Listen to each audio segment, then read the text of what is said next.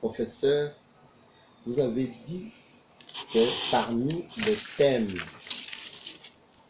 majeurs de la théologie africaine, précisément la théologie politique, il y a des éléments qui nécessitent une certaine élucidation. Des éléments comme rendez à César ce qui est à César.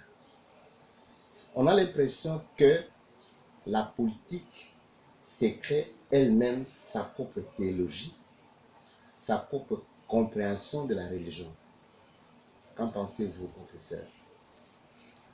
Oui, lorsque nous devons mettre en lumière les tâches qui sont à prendre en charge dans la théologie africaine politique, nous avons effectivement toute une panoplie de données qui sont d'ordre plutôt thématique, c'est-à-dire des thèmes d'étude, des thèmes d'élucidation à partir de la théologie et de ses différentes branches, inclut la philosophie.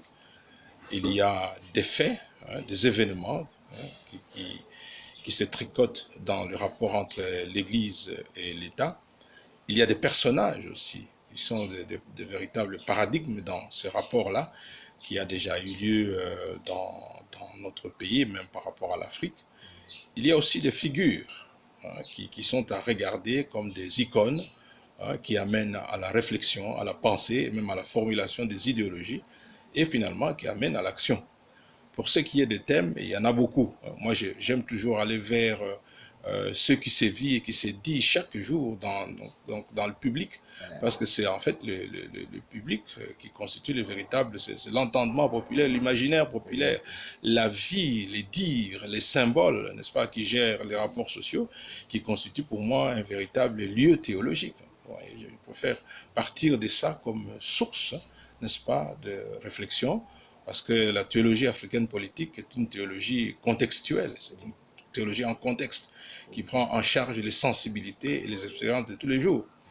Là-dedans, vous trouvez par exemple une proposition, une idée qui est en train de circuler dans le rapport entre les chrétiens, l'Église et l'État, qui relève de la Bible. On parle de « rendez à César ce qui est à César ». Quand vous regardez un certain nombre de politiciens, enfin des gens qui ont eu de l'influence dans le cours de la vie politique dans notre pays, je veux dire les chefs d'État, vous en trouvez quand même quelques-uns qui ont, de manière assez surprenante, qui ont souvent évoqué, n'est-ce pas, cette expression.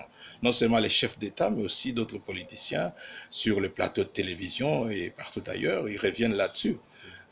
Dans ce sens de dire que voilà, rendez à César ce qui est à César, ça veut dire en fait que le politique constitue son horizon, son espace, n'est-ce pas, de réflexion et d'action, où il se tricote, il se fait structurer tout ce qu'il opte pour mettre en marche pour, n'est-ce pas, la vie de la société.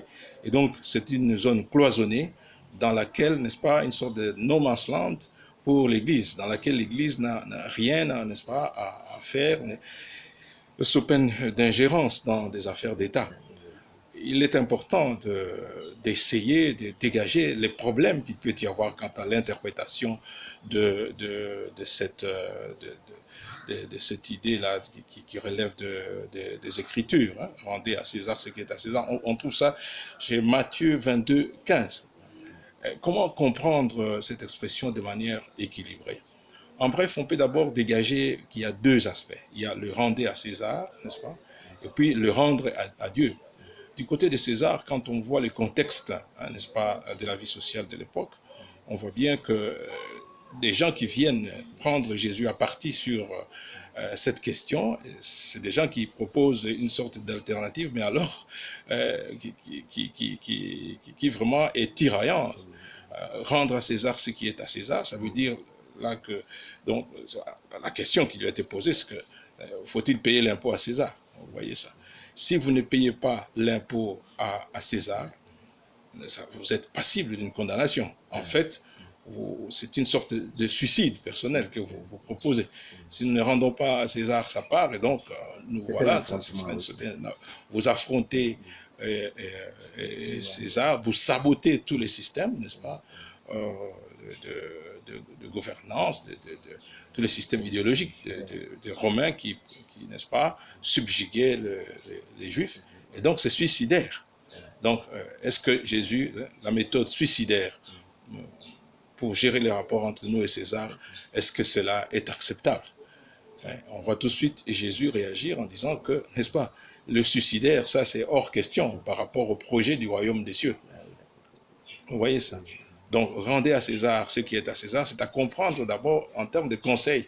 Jésus conseille, n'est-ce pas, ces personnes qui viennent les contacter, que les méthodes suicidaires, les méthodes kamikazes ne servent à rien du tout.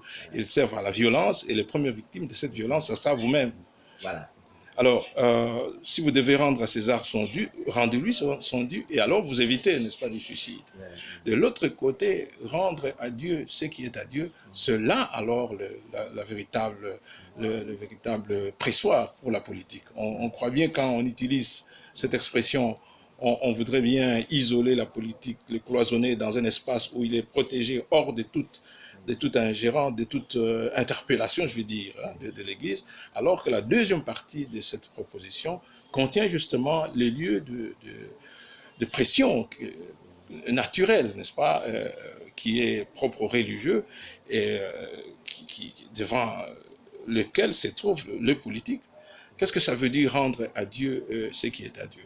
Il faut voir cette réalité à partir des origines, voir à partir des textes sources. Hein, par exemple, Genèse 1, 28. On nous dit que chaque fois qu'il était question de création, hein, Dieu créait ceci et cela, et Dieu vit que cela était bon.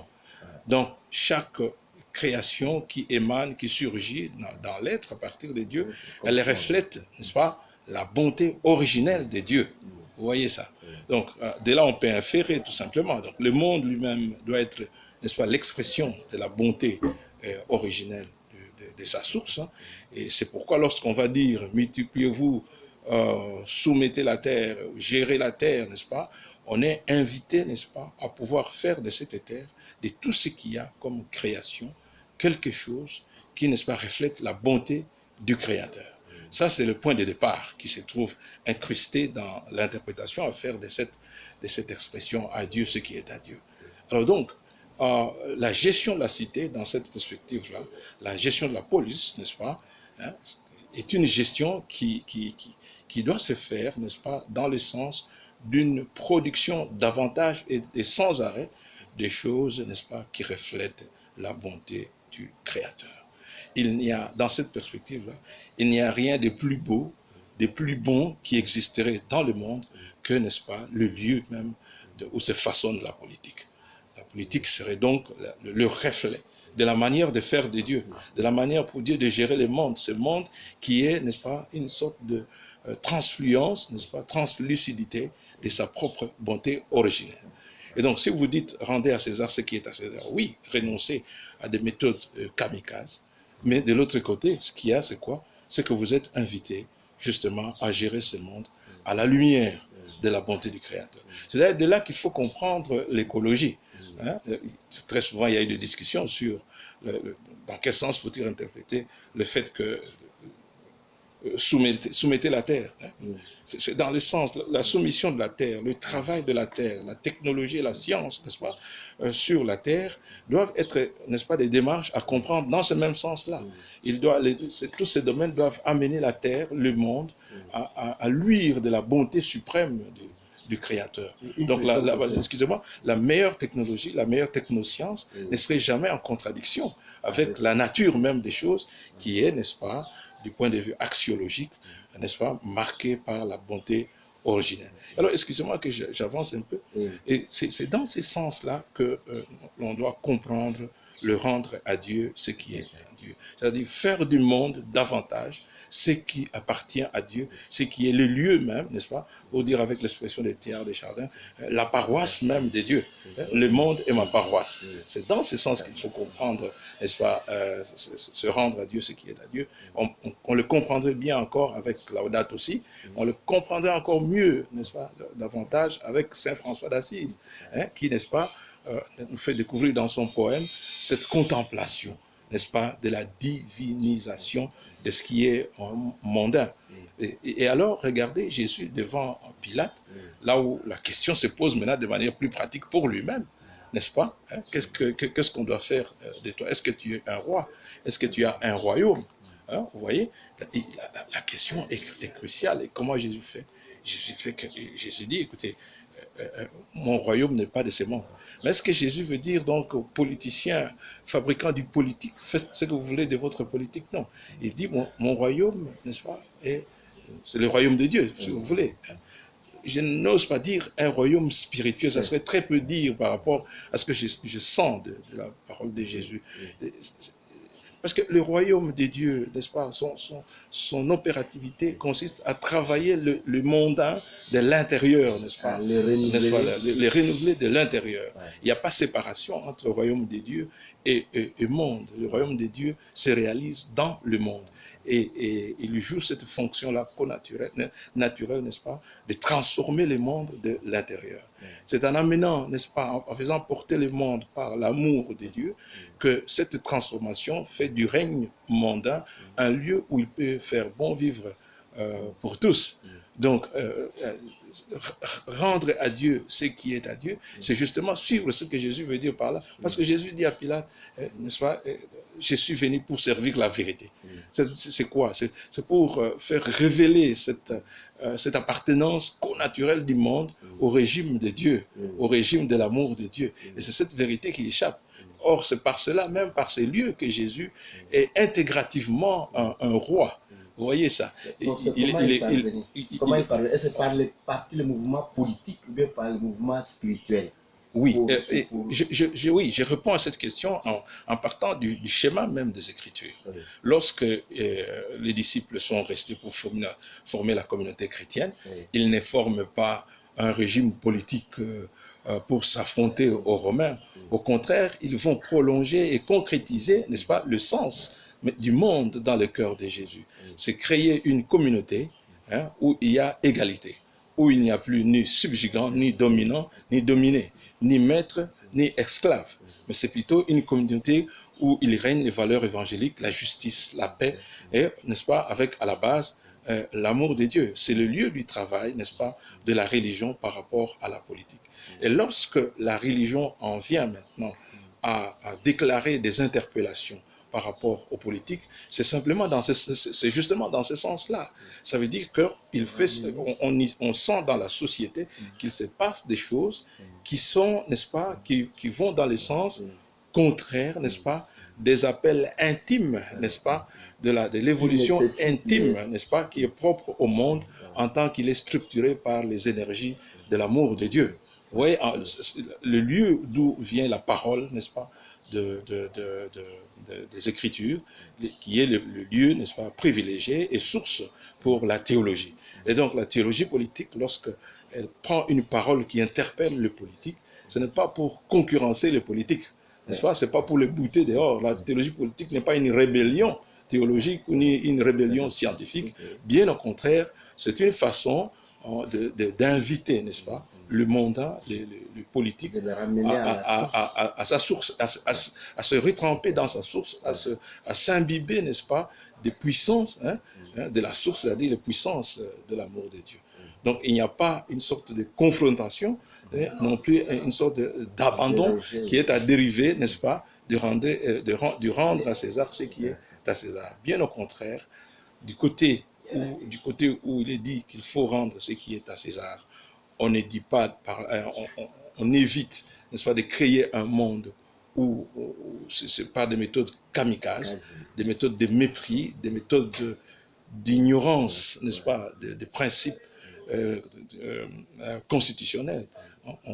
On évite ça, ce n'est pas ça qui va faire vivre la société. Mais au contraire, on invite de l'autre côté à rendre à Dieu, ça veut dire à concrétiser, à faire venir les énergies de l'amour de Dieu dans ce qui se fait dans le monde.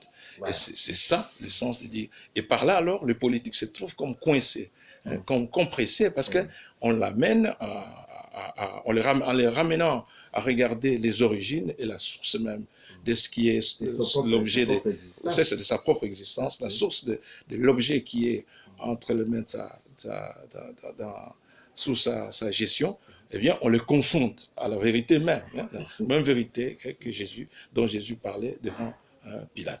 Alors là, on se retrouve soi-même par ce chemin-là, que l'on voulait utiliser comme pour tricher en disant, ah ben enfin, c'est leur chemin spirituel. Ils n'ont qu'à rester dans leur cuisine du spirituel, à la sacristie, et puis